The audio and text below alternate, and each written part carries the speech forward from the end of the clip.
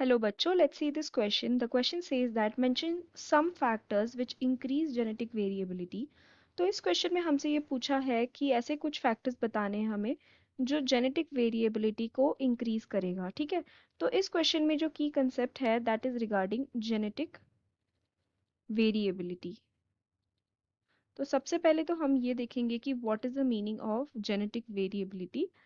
तो we can say that it is the tendency of individual genetic characteristics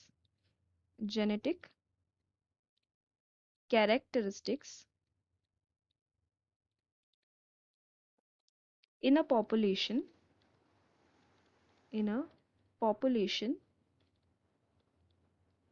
to vary from one another।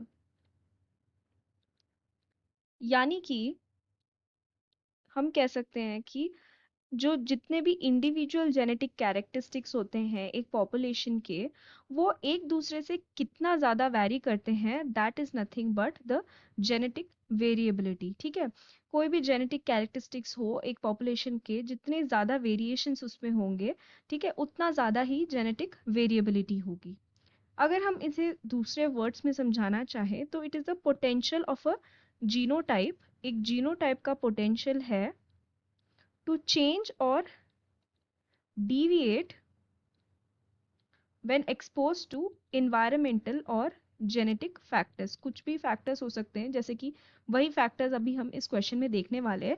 तो या तो ऐसे environmental या फिर जेनेटिक फैक्टर्स जो होते हैं उनके कारण ये जीनोटाइप जो टेंडेंसी होती है इस जीनोटाइप की टू चेंज और deviate from its natural form and create more variations is nothing but genetic variability।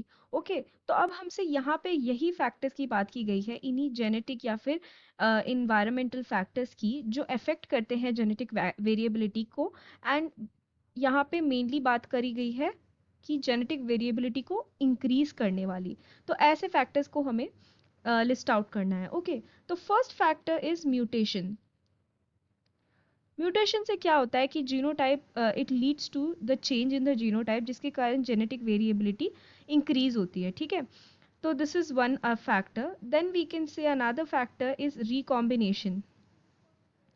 Recombination during sexual reproduction. Now we very well know कि रिकॉम्बिनेशन के टाइम पे जब सेक्सुअल रिप्रोडक्शन होता है तो रिकॉम्बिनेशन होता है, राइट। एंड रिकॉम्बिनेशन के टाइम पे वेरियस कॉम्बिनेशन न्यू कॉम्बिनेशंस बनते हैं जो कि हमें ऑफस्प्रिंग्स में देखने के लिए मिलते हैं। And that separates the offspring from their parents. तो ऑफस्प्रिंग के अपने ही कुछ इंडिविजुअल कैरेक्टरिस्टिक्स होते हैं जो पेरेंट्स से डिफरेंट होते हैं, and that increases genetic variability. Then third thing is genetic drift.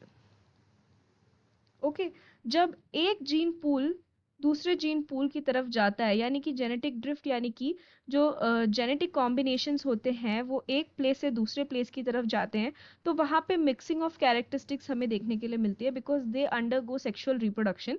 And sexual reproduction obviously, जैसा कि मैंने यहाँ पे ऑलरेडी सेकेंड पॉइंट में बात की गई है कि सेक्सुअल रिप्रोडक्शन से रिकॉम्बिनेशन के कारण क्या होता है, जेनेटिक वेरिएबिलिटी इंक्रीज होती है। तो जेनेटिक ड्रिफ्ट में भी क्या होगा कि वो जो जीन पूल है वो एक एरिया से दूसरे एरिया में जाएगा, जिसके कारण मिक्सिंग ऑफ जीन्स देखने के लिए मिलेगा। And as a result because of sexual reproduction यहाँ पे क्या होगा, जेनेटिक वेरिएबिलिटी इंक्रीज हो जाएगी।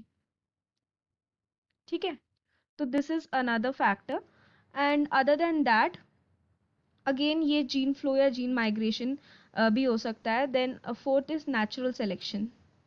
सो natural selection is nothing but जो naturally select होते हैं individuals that are fit for the changing environment, they are known as natural selections। ठीक है, तो जितने भी जीन्स वगैरह होते हैं, जीनोटाइप्स होते हैं, उसमें से जो भी चेंजिंग इन्वायरमेंट के साथ, ओके, चेंजिंग इन्वायरमेंट के साथ जो अपने आप को अडेप्ट कर लेता है, they get naturally selected। So this also is responsible for the increase in genetic variability because जो भी organism होते हैं they thrive for their survival, and for the survival they have to change and adapt to the changing environment. Okay, so these are some of the factors that will increase the genetic variability. I hope you have understood it well. Best of luck.